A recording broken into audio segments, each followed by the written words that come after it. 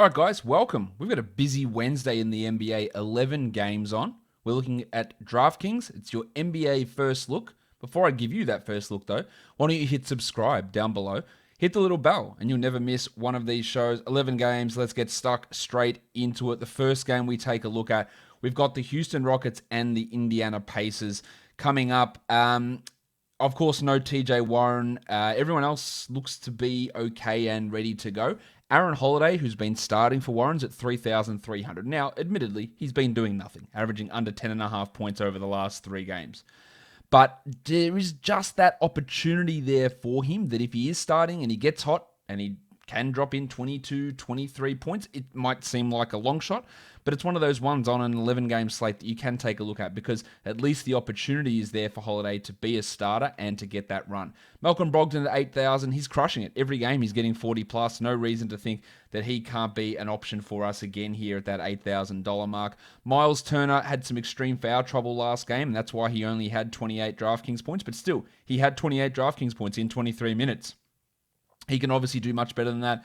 He's at 63. Sabonis at 92. Again, like Brogdon, is consistently putting up good numbers. I'd probably rather save the money and take Brogdon at the 8,000 versus Sabonis' 9,2. But DeMontis is clearly in play. On the Rockets side, Harden is at $11,000. That is pretty expensive. I think on this sort of slate, we can probably do a little bit better. I'm not fully ready to get into Christian Wood at 7,700 either. He was not benched, but he didn't close out last game for the Rockets. They went small, and that was without DeMarcus Cousins around. So I'm not 100% sure at 7,700. Maybe I'm overthinking that one with Wood because he's been great, but I'm just not certain with that. Well, Justin Holiday at 4,500 had a really big game in the overtime game against the Pelicans. He's at 4,500 now. In that last game, he put up 29 points at 4,300. I don't fully trust him to do that, especially the 5 assists, but he's got an opportunity, much like his brother, to put up some numbers. Eric Gordon's also been going well, but at 5,700, could that possibly have just priced him out of that upside level? Yeah, I think that's a distinct possibility at this point. The next game, we take a look at the Cleveland Cavaliers rematch against the Orlando Magic. The last time these two teams played 2 days ago, it was really ugly. Let's see what happens in this one. We know that Darius Garland is out for Cleveland. We know that Michael Carter-Williams is out for Orlando, but James Ennis is likely coming back for the Magic, while Isaac Okoro is likely back for Cleveland. Evan Fournier is still questionable as well. Andre Drummond's down at 8,600. It hasn't been the best run of things for Drummond, but I feel all right about him at that reduced salary to use him. That's a $600 price drop for Drummo. I would be good with using him there. Okoro's at 4,000. I'm not ready to get into the Okoro business yet. And Markelle Fultz at 6,200. It's probably been a little bit underwhelming, especially for that level of salary. But he did have 31 just 2 games ago. I'd much rather him at, say, a 5,700 price point. We're just not there yet. The Padawan Colin Sexton, he's going to get a lot of opportunities to score. He's at 7,200.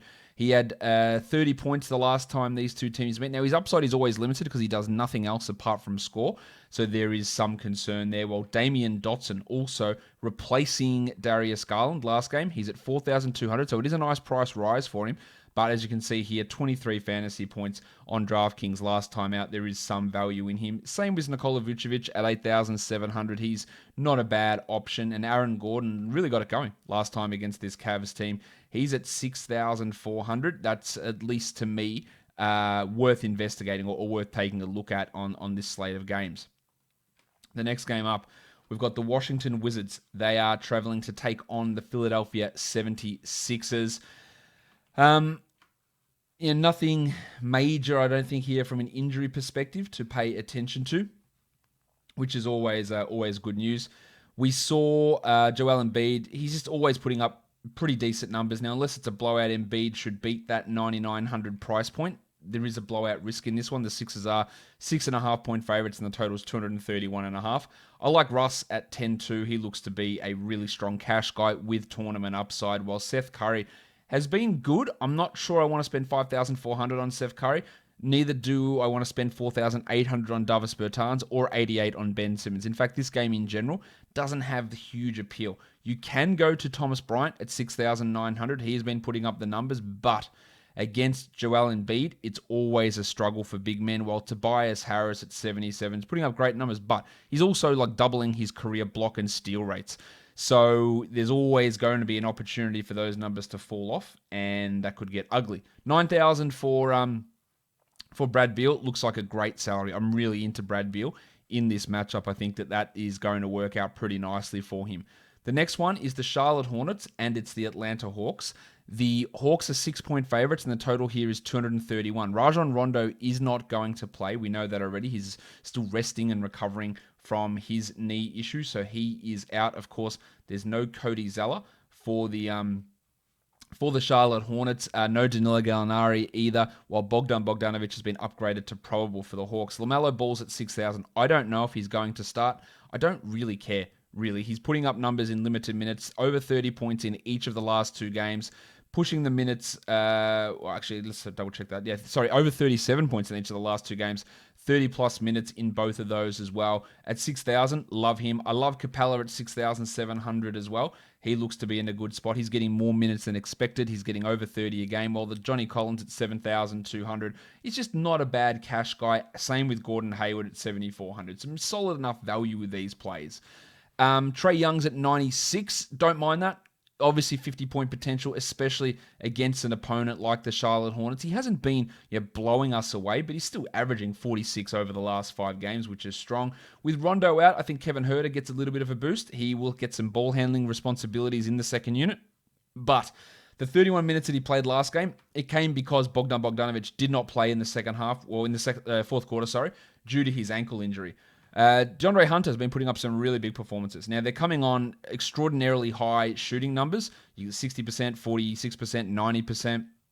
But he's getting you 30 points a game, and he's priced at 5,400. So with Gallinari out, the minutes are going to be there. The volume's going to be there for Hunter. I don't dislike using him. I wouldn't have him necessarily in my top bunch of players, but he's not that far off it. I think there is still some value in DeAndre Hunter. The Utah Jazz, they have to back up after getting absolutely pulverized by the Brooklyn Nets, and now they take on the New York Knicks in a back-to-back. The Jazz are 6-point favorites. The total is 215. We don't know if Alec Burks is playing. He's questionable again. Nerlens Noel is questionable. There's no Frank Ntilikina. There's no Dennis Smith. They're out there also. Alec Burks at 5,300. If we hear he's playing, there is value in him because he obviously was putting up those numbers to exceed that price point before the injury struck.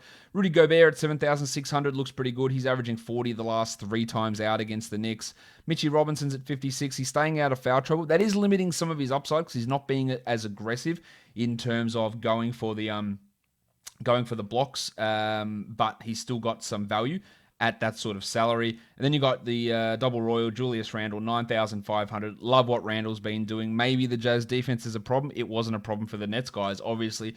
Randle comes in all right. I just think that's maybe a smidge too high. I think I'd rather go for RJ Barrett at 7,000. Now, Barrett's getting an absolute shit ton of minutes. It can be inconsistent with him for sure, but I still like him having at least a crack here at that sort of price.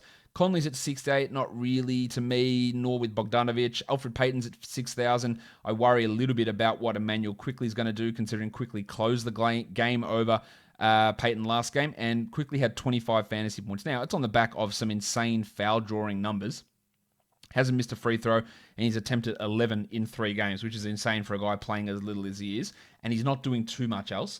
So he's really just a GPP guy, but he's an interesting GPP guy, especially if they decide to give him more minutes. Although putting my trust in Tom Thibodeau, giving rookies significant minutes is it's a pretty stomach-churning thing to try and get your head around. The Celtics and the Heat, the Eastern Conference Finals rematch happening here. Jeff Teague, Marcus Smart still remain questionable. If they are out, of course, Peyton Pritchard is going to be that guy that we look at. They've bumped his salary up by $900 up to $4,600. He had 37 last game. I think if they're both playing, he'll be a little bit hard to use, but he was obviously awesome last time out with 37 DraftKings points. I like Kelly Olynyk a lot. 4,400 for Olynyk. He's probably going to start. He's probably going to push close to 30 points, and he's probably going to be a pretty strong value option for us here at 4,400. Jim Butler's at 7,300. Hasn't quite been at his best, but that's why his salary's down. We've seen Butler be a 9.95 guy in the past, so I like him there. And Tatum's at 9,000. That's also a really, really strong price for Jason Tatum, who is putting up some good numbers, averaging 47 over the course of the year and had 57 in the last game that the Celtics played.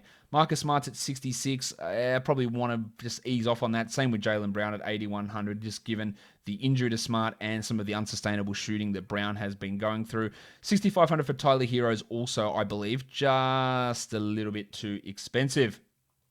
We've got another one of these weird COVID rematches for the next one. It is the Detroit Pistons and the Milwaukee Bucks. This game was much closer than expected last time. Don't know if it's going to stay that way. But Josh Jackson is questionable. Killian Hayes is doubtful. Pat Connaughton is doubtful. Sam Merrill is out. That's where we sit at the moment. Now, if Jackson is out and Hayes is out, then that means surely Dwayne Casey has to play Delon Wright. You don't want to trust that. I've got Blake Griffin will be back as well. He missed the last game. But you don't want to trust that with Wright, but surely he has to play. Dante DiVincenzo's at 51, rock solid cash guy. Joshy Jackson at 53. Well, if he plays, I have some interest in him, but nothing spectacularly high. Plumlee's minutes have been trending down. At 5,500, I'm not willing to go that way, but of course I am willing to go with Giannis Antetokounmpo at 10,900. He did play a lot last game and put up an absolute monster 62-point performance. Chrissy Middleton at 75. For as good as he's been in terms of his shooting, he hasn't been the best DraftKings producer. Derrick Rose at 58, I do think that's going to work out well because there is no Killian Hayes, so maybe they have to push Rose into slightly more minutes, and at 5,800, he should make that number back. And Jeremy Grant is at 6,900. Usage has been sky high. Let's see how it looks next to Blake Griffin, but he's been putting up some strong numbers. I think he's got a pretty safe floor. I wouldn't want to use Lopez, and I wouldn't want to use Blake Griffin. The Oklahoma City Thunder taking on the New Orleans Pelicans. That is your next matchup. Let's have a look at that one. That's at 8 p.m. The Pelicans are favored by 8. The total's 213. Just quickly before, I should have mentioned this. The Bucks were 13.5 point favorites. So that is rough. And the total's 226 in that one. Shai Gilgeous-Alexander hasn't been producing at the level we want. He's down at 7,300. I'm not willing to spend that. I'd much rather spend 6,500 on Lonzo Ball because he has been pretty good. He's been putting up some strong numbers. Lonzo got 35 in the last game, and he's averaging 31 over his last 5 games. That's a pretty impressive number there from Lonzo Ball. Brandon Ingram's at 84, also an absolute rock-solid cash play with some tournament upside. Even last game, he didn't put together a great shooting performance, but still had 54 overall DraftKings points. And Eric Bledsoe, I just wish the salary was a bit lower because he's playing well, but I think 6,000 might be just on the high end of things. Darius Bazley's at 5,800. I'm in on Bazley at that salary. While you got Dort and Hart and Muscala, who aren't going to really interest me all that much, really. The next game is the Toronto Raptors. They are taking on the Phoenix Suns. Obviously, some concerns with how Toronto has been playing so far this season. The Suns are favored by 3.5 because they've been playing really, really well. The total is 217.5. Chris Boucher's at 5,200. I like that. He's getting minutes over Baines and Len most games. That's good floor and good upside, I think, there for Chris Boucher at 5,200. Chris Paul at 7,000 is also a really strong floor play. I think he gets you 35 almost as a minimum and then can push up a little bit higher than that. Well, Devin Booker, the salary is coming down for Booker. It's actually up from last game, but how often do you see Devin Booker at 7,900? That's because he's been struggling this year, but back on track a little bit last game with 43 DraftKings points. I like using him. Bridges isn't the one for me, and Siakam at 7,500. Now, Siakam has historically done very well against Phoenix. He's averaging 52.5 points the last 3 times out against Phoenix, and he is not that player at the moment, but I think that he is worth a GPP look. Van Vliet at 79 is also a really strong option to me in this matchup here against the Phoenix Suns.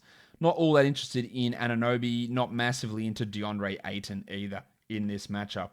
The next one we take a look at, we've got the Chicago Bulls taking on the Sacramento Kings. This is a back-to-back for the Bulls. They're going to be without, once again, Lauri Markkanen, Thomas Satoransky, Ryan Archer-Jacquino, and Chandler Hutchison. The Kings could have Tyrese Halliburton back. Let's see what that means for their rotations. I think where the value lies in this one is probably at center. Wendell Carter Jr. is at 54 and Rashawn Holmes is at 59. I'd rather take Holmes than Carter, but I think there's value in both guys there.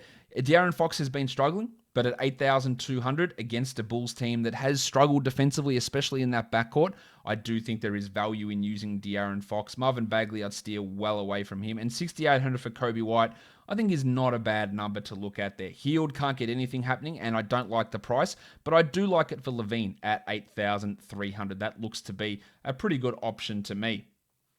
The last game that we're going to take a look at here is another team on a back-to-back. It is the Los Angeles Clippers going to take on the Golden State Warriors. There's no spread or total out for this one yet. Now, Paul George did not play on Tuesday. I imagine that's just a little bit of being careful and resting him on a back-to-back. I think he'll play, and therefore Kawhi Leonard will not play, so that keeps the value of the Duck Luke Kennard pretty high. Kennard's at 4,100, and at 4,100, he's got an opportunity to be a 25 or 26-point player. That works for me.